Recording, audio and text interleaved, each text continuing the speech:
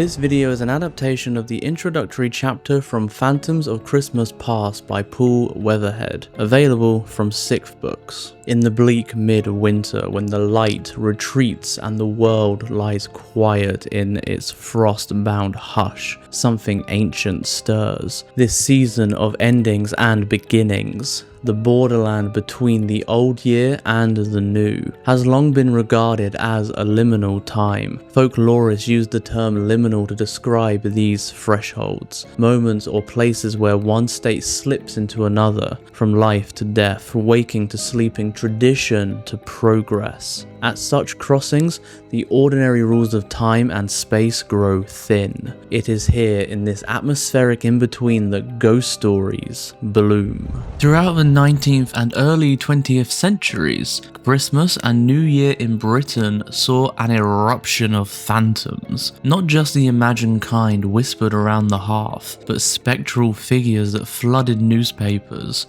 startled whole communities, and even incited chaos in the streets. Yet, these were not always the kind of ghosts that float quietly through corridors. Instead, they were hoaxes, hysteria, and hauntings that walked the knife edge between fact and fiction. These phantoms, sometimes tragic, sometimes comic, existed in that blurred boundary between belief and deceit, superstition and satire. Among the most popular forms of Yuletide spectres were the so-called playing the ghost hoaxes. These were not disembodied spirits but flesh and blood pranksters, almost always men who donned white sheets or other spooky costumes and lurked in graveyards or quiet lanes, leaping out at unsuspecting passerbys. Some of these spectral disguises were laughably simple, others were elaborate creations complete with glowing hats or even fire-breathing illusions, as seen in the case of the Hammersmith monster in 1824 or the Lochee Ghost that haunted Dundee in 1900s.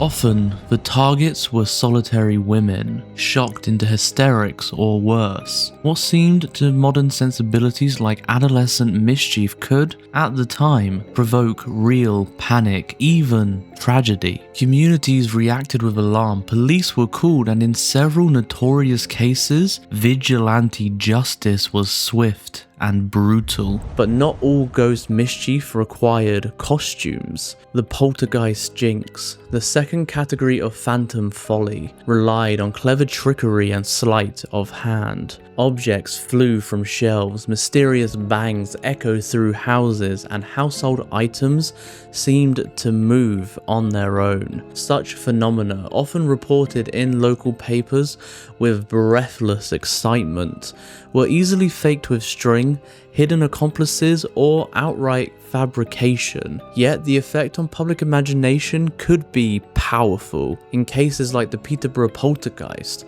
or the Violet Farm disturbances, the alleged hauntings drew crowds, spiritualists, and even scientific investigators, sometimes creating more disruption than the supposed ghost ever did. And then there were the purely fictional ghosts, the journalistic jokes. Around Christmas, when newspapers competed for attention, many editors were only too happy to publish comic or spooky tales under the guise of truth. These stories might feature royal phantoms like the ghost of Richard III, reported to appear on New Year's Eve 1921, or other outlandish encounters. Sometimes rival papers took the bait and reprinted the tales as fact, fueling a cycle of absurdity that both amused and confused readers. Whenever ghosts, real or fabricated, made headlines, ghost hunters soon followed. Chief among them were members of the Society for Psychical Research (SPR), founded in 1882 to explore supernatural phenomena through scientific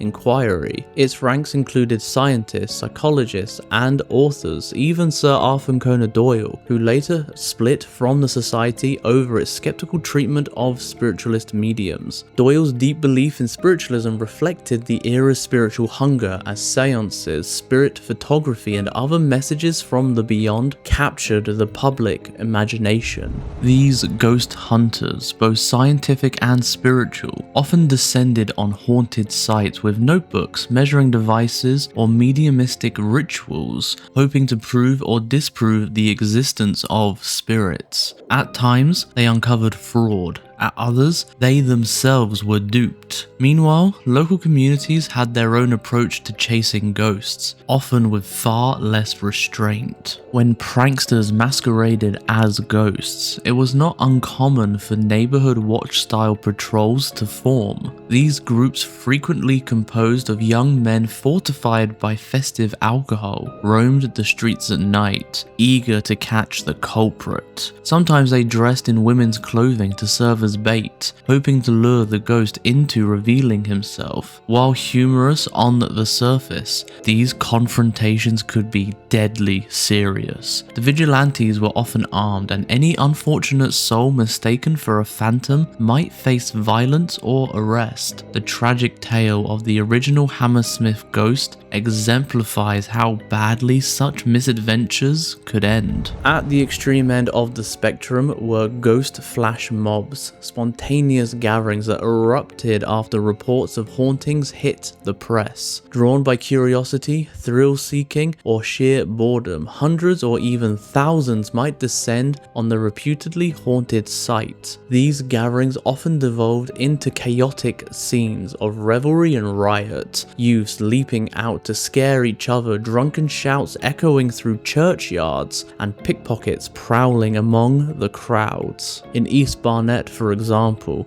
the so-called clanking ghost inspired a yearly Christmas congregation that became part party, part paranormal pilgrimage.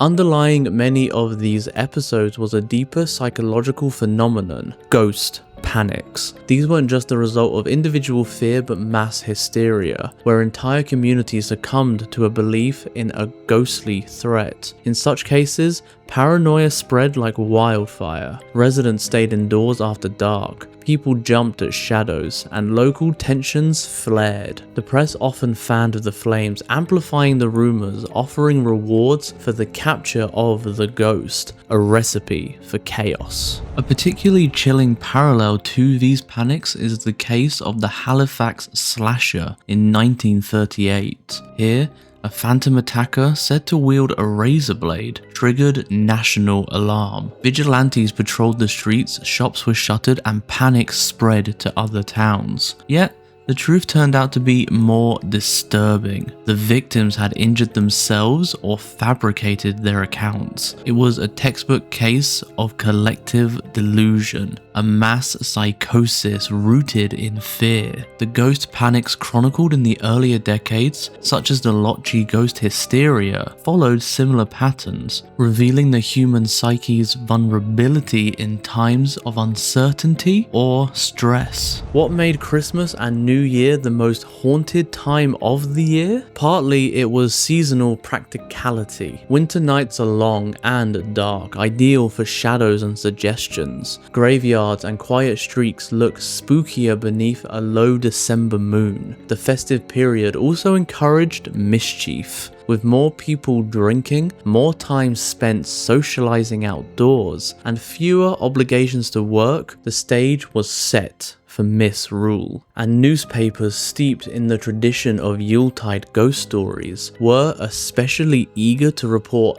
anything remotely spectral, true or not. But the answer may go deeper still. Christmas has always had a ghostly undertone. Long before Dickens gave us A Christmas Carol, the season was associated with the supernatural. In pre-Christian traditions, the winter solstice marked a time when the veil between worlds thinned. Spirits of the dead were said to roam. The merging of Christian and folk beliefs preserved this idea, giving rise to tales told by firelight of things seen and not seen. The stories from this forgotten era reflect more than just festive folly. They echo deep-rooted patterns in culture and consciousness, the power of legend, the dangers of fear, and the enduring appeal of the unknown. In the case of the Lochee Ghost, ancient murders resurface through spectral sightings, while the legend of the Indian princess in Lochee entwined folklore with modern hysteria. These tales reveal how history, rumor, and imagination feed each other in strange, looping ways. Above all, these phantoms, whether real, imagined, or fabricated, remind us that liminal times like Christmas are fertile ground for storytelling and for belief. The line between truth and illusion, joke and tragedy, science and superstition becomes woefully and dangerously blurred. And so, as the year turns and frost creeps across the window panes, spare a thought for those strange characters who once haunted Christmases past. Ghosts, yes, but also hoaxes, hunters, skeptics, and crowds swept up in mystery. In their own way, each one was touched by the spirit of the season.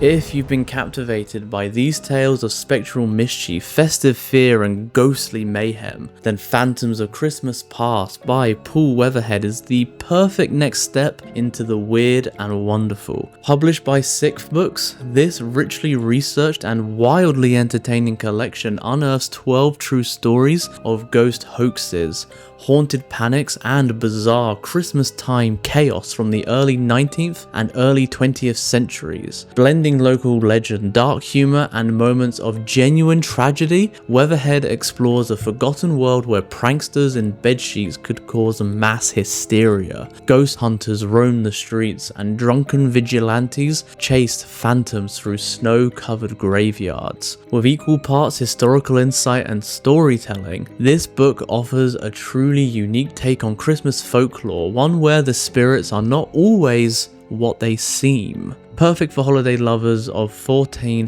phenomena, ghost lore, social history, or anyone who enjoys the darker corners of the holiday season. Phantoms of Christmas Past is a fascinating, funny, and sometimes chilling gift for the curious reader. Curl up by the fire and prepare to be haunted in the best possible way. Thank you so much for watching. Subscribe and follow for future content, and we will see you next time.